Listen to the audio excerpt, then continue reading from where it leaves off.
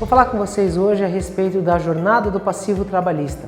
Aquele problema que todas as empresas enfrentam quando contratam um trabalhador e depois acaba não fazendo a gestão adequada da vida dele na empresa e acaba depois tendo um trabalhador doente. Em que momento que acontece essa situação dentro das empresas?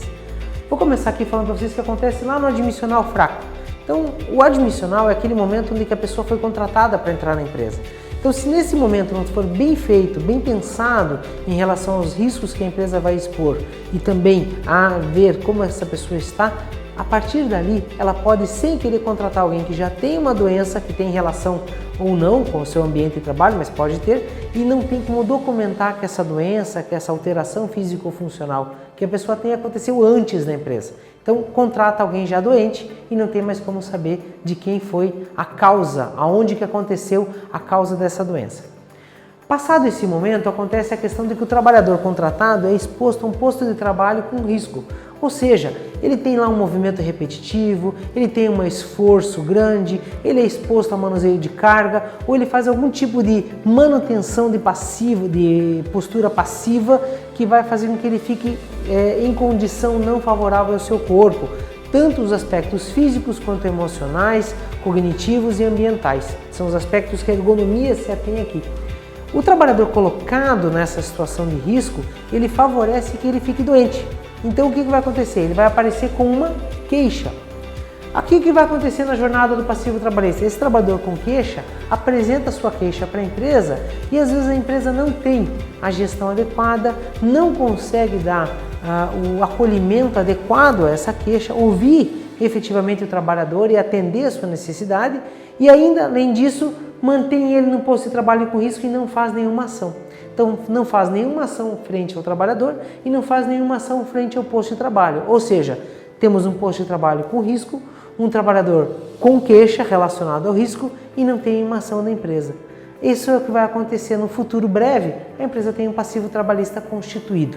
É assim que se constitui o passivo trabalhista de uma empresa, por falta de gestão nessas pequenas etapas. Então, pensando nisso, a Cefit encara de duas maneiras esse foco. O acolhimento do trabalhador, através dos programas de qualidade de vida, através dos serviços de ambulatório na empresa, que vai atender esse trabalhador com queixa.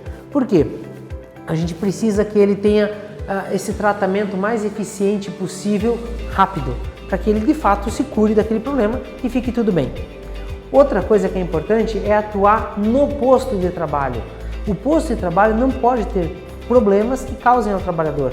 Então, para isso, a Cefit lança mão de todas as melhores ferramentas de ergonomia existentes hoje, as melhores boas práticas que tem da ergonomia para melhorar a condição de trabalho. Para quê? O posto de trabalho bom é aquele posto de trabalho que qualquer pessoa pode trabalhar nele e não vai adoecer. Por isso que se fala que é adaptar o trabalho ao homem, nunca ao contrário. Então esse é o foco da Cefit quando atua no posto de trabalho. As outras ações de ergonomia também vão desde lá do admissional, acompanhando com o médico do trabalho lá no exame admissional, com exames complementares de saúde física, que são os exames cinesiológicos funcionais. Essa avaliação feita por um fisioterapeuta deixa claro qual é a condição física do trabalhador na admissão, estabelecendo inclusive que se ele já tem alteração ou não, o que não atrapalha a sua contratação.